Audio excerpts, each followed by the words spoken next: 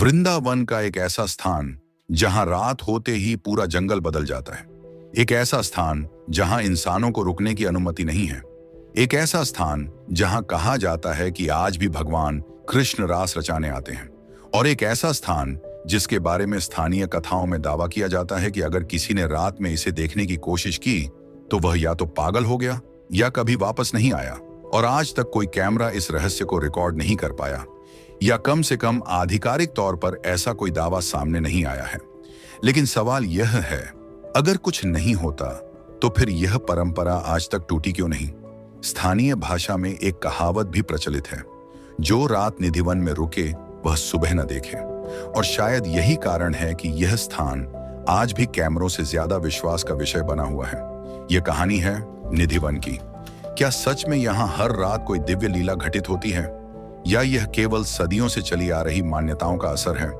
आज हम खोजने वाले हैं इस रहस्य की परतों को।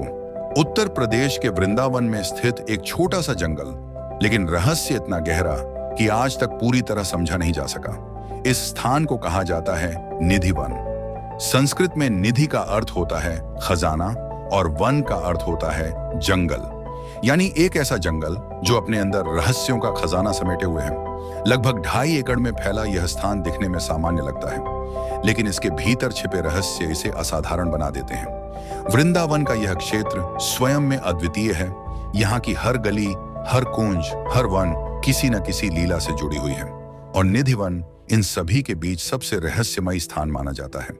स्थानीय मान्यताओं के अनुसार निधिवन की हर एक लता कोई साधारण पौधा नहीं है, बल्कि वह गोपियां हैं जो दिन के समय पेड़ के रूप में दिखाई देती हैं और रात होते ही जीवित हो जाती हैं। कहा जाता है कि हर रात यहाँ भगवान कृष्ण, राधा रानी और गोपियों के साथ रास लीला करते हैं। ये रास सिर्फ एक नृत्य नहीं, बल्कि भक्ति और प्रेम की सर्वोच्च अभिव्यक्ति मानी जाती है। मान्यता है कि यह रास लीला इस संसार की नहीं, बल्कि एक दिव्य और अलौकिक लीला है, जिसे कोई इंसान अपनी सामान्य आंखों से नहीं देख सकता। यह मान्यता केवल कथा नहीं, बल्कि सदियों से चली आ रही जीवित परंपरा मानी जाती है। स्थानीय लोग बताते हैं कि इस रास में केवल राधा कृष्ण और गोपियां ही नहीं, बल्कि सभी वृंदावनवासी दिव्य रूप में सम्मिलित होते हैं। और यही कारण है कि रात के समय इस स्थान को किसी के लिए खुला नहीं रखा जाता। दिन भर निधिवन में बंदर, पक्षी और अन्य जीव जंतु दिखाई देते हैं, लेकिन जैसे ही शाम होती है कुछ अजीब होने लगता है। धीरे धीरे सभी जीव इस स्थान को छोड़कर चले जाते हैं, यहाँ तक कि कोई पक्षी भी रात में यहाँ रुकता नहीं। स्थानीय लोग कहते हैं कि यह केवल संयोग नहीं है, बल्कि किसी अदृश्य व्यवस्था का संकेत है। जैसे ही रात होती है, यह स्थान पूरी तरह शांत हो जाता है, मानो प्रकृति स्वयं इस स्थान को किसी दिव्य आयोजन के लिए खाली कर देती है। यह बदलाव इतना अचानक होता है कि इसे देखने वाले भी इसे पूरी तरह समझ नहीं पाते। कुछ लोगों का अनुभव है कि शाम ढलते ही यहाँ की हवा का रुख भी बदल जाता है और एक अजीब सी शीतलता पूरे वन को घेर लेती है, जैसे कोई अदृश्य उपस्थिति धीरे धीरे आकार ले रही हो। निधिवन के भीतर एक स्थान है जिसे रंग महल कहा जाता है। मान्यता है कि रास लीला के बाद यहीं पर राधा और कृष्ण विश्राम करते हैं। ये एक छोटा सा कक्ष है जिसे इस रहस्य का केंद्र माना जाता है। हर रात मंदिर के पुजारी यहाँ पान, मिठाई, जल, साड़ी और श्रृंगार का सामान रखते हैं, और जब सुबह दरवाजा खोला जाता है तो कहा जाता है कि सब कुछ बदला हुआ मिलता है। पान चबाया हुआ मिलता है, जल कम हो जाता है और वस्तुएं बिखरी हुई दिखाई देती हैं, मानो किसी ने रात भर उनका उपयोग किया हो। यह घटना सिर्फ एक बार नहीं, बल्कि हर रात दोहराई जाती है। फिर भी इसका कोई स्पष्ट वैज्ञानिक स्पष्टीकरण आज तक नहीं दिया जा सका है। स्थानीय लोग बताते हैं कि जो पुजारी इस सेवा में नियुक्त होते हैं, वे इस प्रक्रिया को श्रद्धा और विश्वास के साथ करते हैं, और उनका कहना है कि यह कोई चमत्कार नहीं, बल्कि उस दिव्य उपस्थिति का प्रमाण है जो हर रात यहाँ आती है। एक कथा के अनुसार एक व्यक्ति निधिवन के इस रहस्य को समझना चाहता था। उसे विश्वास नहीं था कि यहाँ कोई रास लीला होती है। एक रात वह छिपकर निधिवन में रुक गया। सुबह जब लोग वहां पहुंचे तो वह व्यक्ति बेहोश पड़ा था। कई दिनों तक वह कुछ बोल नहीं पाया, और कहा जाता है कि मरने से पहले उसने एक पत्र लिखा जिसमें उसने दावा किया कि उसने रास लीला देखी। यह कथा आज भी स्थानीय लोगों के बीच प्रचलित है। हालांकि इस घटना का कोई आधिकारिक रिकॉर्ड उपलब्ध नहीं है, लेकिन यह कथा एक चेतावनी के रूप में काम करती है कि जो इस रहस्य को भेदने की कोशिश करता है वह सामान्य नहीं रह पाता। और यही कारण है कि आज भी कोई रात में निधि वन में रुकने की हिम्मत नहीं करता। निधि वन में शाम के बाद प्रवेश पूरी तरह वर्जित है। आसपास के घरों में खिड़कियां तक नहीं बनाई जाती। लोग कहते हैं कि रात में बाहर देखने की कोशिश करना अशुभ माना जाता है। कुछ कथाओं में यह भी कहा जाता है कि जिन्होंने देखने की कोशिश की उन्होंने अपना मानसिक संतुलन खो दिया। यह नियम सिर्फ एक परंपरा नहीं बल्कि एक सख्त अनुशासन है जिसका पालन वर्षों से किया जा रहा है। स्थानीय लोग बताते हैं कि रात के समय यहाँ मान्यताओं का सख्ती से पालन किया जाता है। कुछ लोगों का दावा है कि उन्होंने रात के समय इस स्थान से बांसुरी की ध्वनि सुनी है, तो कुछ ने पायल या घुंघरू जैसी आवाजें सुनने की बात कही है। इन दावों की पुष्टि करना संभव नहीं है, लेकिन यह अनुभव इस स्थान के रहस्य को और गहरा बना देते हैं। स्थानीय लोग मानते हैं कि ये ध्वनियां उस दिव्य रास लीला का हिस्सा हैं, जो हर रात निधिवन में घटित होती है। कुछ लोगों का यह भी कहना है कि ये ध्वनियां केवल भक्ति की गहरी अवस्था में ही सुनाई देती हैं, जब मन पूरी तरह शांत हो और आस्था अपने चरम पर हो। और शायद यही कारण है कि इन ध्वनियों को रिकॉर्ड करना अब तक संभव नहीं हो पाया है। निधिवन की सबसे रहस्यमयी चीजों में से एक है यहाँ के पेड़। ये पेड़ सामान्य पेड़ों की तरह सीधे नहीं बढ़ते, बल्कि टेढ़े मेढ़े और एक दूसरे में उलझे हुए दिखाई देते हैं।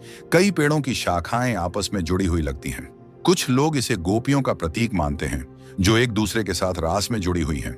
कुछ पेड़ तो इतने उलझे हुए हैं कि उनकी शाखाओं को अलग करना असंभव लगता है। यह दृश्य किसी साधारण जंगल से कहीं अधिक रहस्यमयी है। वनस्पति विज्ञान की दृष्टि से यहाँ मुख्य रूप से तुलसी और झाड़ीदार वनस्पतियां पाई जाती हैं, लेकिन इनकी वृद्धि का पैटर्न इतना अनोखा है कि यह किसी भी वनस्पति विज्ञानी के लिए अध्ययन का विषय बन सकता है। लेकिन विज्ञान इस रहस्य को अलग तरीके से देखने की कोशिश करता है। वनस्पति विज्ञान के अनुसार घने जंगलों में पेड़ प्रकाश की ओर झुकते हैं। जब सूरज की रोशनी सीधे जमीन तक नहीं पहुंचती तो पौधे प्रकाश की दिशा में बढ़ने लगते हैं। इस प्रक्रिया को फोटोट्रोपिज्म कहा जाता है, यानी प्रकाश की ओर झुकाव। इसके अलावा सीमित स्थान में पेड़ों की जड़ों के बीच प्रतिस्पर्धा भी उनकी संरचना को प्रभावित करती है। मिट्टी में पोषक तत्वों का असमान वितरण भी पेड़ों को टेढ़ा बना सकता है। कुछ शोध यह भी बताते हैं कि अधिक नमी और जैविक पदार्थों की उपस्थिति पेड़ों की संरचना को प्रभावित करती है। वृंदावन की मिट्टी में कैल्शियम और अन्य खनिजों की अधिकता भी पेड़ों की वृद्धि को प्रभावित कर सकती है। इसलिए विज्ञान मानता है कि निधिवन के पेड़ों का अनोखा आकार प्राकृतिक कारणों का परिणाम हो सकता है। हालांकि यह सभी व्याख्याएं संभावनाएं हैं, न कि अंतिम निष्कर्ष। जहां तक रंग महल में रखी वस्तुओं का सवाल है, कुछ लोग मानते हैं कि यह नमी, तापमान और प्राकृतिक रासायनिक प्रक्रियाओं का परिणाम हो सकता है। उच्च आर्द्रता के कारण पान की पत्तियां फूल सकती हैं और उनका रूप बदला हुआ दिखाई दे सकता है। जल का स्तर तापमान के कारण धीरे धीरे कम हो सकता है, जिसे वाष्पीकरण कहा जाता है। कुछ मामलों में छोटे कीट या सूक्ष्म जीव भी वस्तुओं को प्रभावित कर सकते हैं। वृंदावन की जलवायु में नमी का स्तर काफी अधिक रहता है, जो इन परिवर्तनों को संभव बनाता है।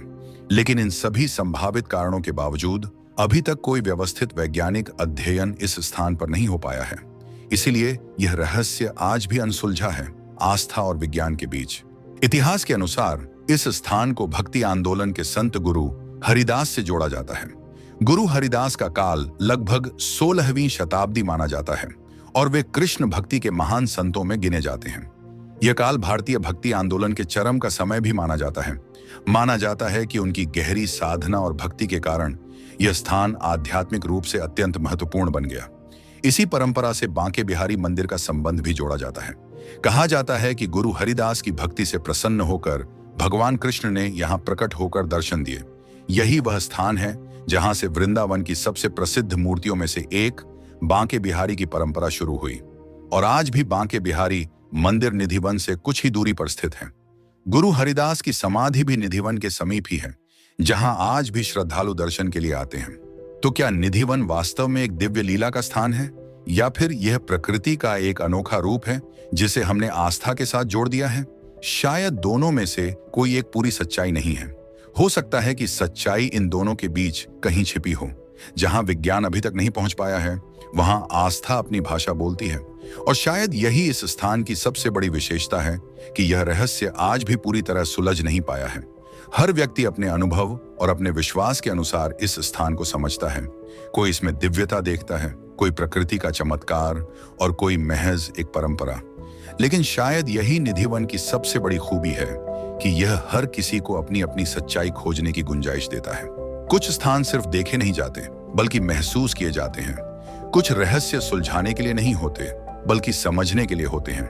निधिवन उन्हीं रहस्यों में से एक है जहां आस्था और विज्ञान दोनों साथ खड़े हैं, लेकिन दोनों के पास पूरे उत्तर नहीं है। यह स्थान हमें यही सिखाता है कि हर सच्चाई को प्रमाणों से नहीं समझा जा सकता। कुछ अनुभव ऐसे होते हैं जो विज्ञान की सीमाओं से परे होते हैं, और शायद निधिवन उन्हीं अनुभवों में से एक है। यहाँ हर पेड़, हर छाया, हर खामोशी कुछ कहती हुई सी लगती है, और शायद यही कारण है कि सदियों बाद भी यह स्थान लोगों को अपनी ओर आकर्षित करता है। इंडियन सीक्रेट आर्काइव्स में हम ऐसी ही रहस्यमयी कहानियों को खोजते हैं जो इतिहास, आस्था और विज्ञान के बीच छिपी होती हैं। अगर आपको यह डॉक्यूमेंट्री पसंद आई हो तो वीडियो को लाइक करें, और ऐसे ही और रहस्यों के लिए चैनल को सब्सक्राइब करना ना भूलें। इस कहानी को उन लोगों के साथ शेयर करें जो रहस्यों को सिर्फ जानना नहीं बल्कि महसूस करना चाहते हैं। अगली कहानी में फिर मिलेंगे, एक और रहस्य, एक और परत, एक और सवाल के साथ।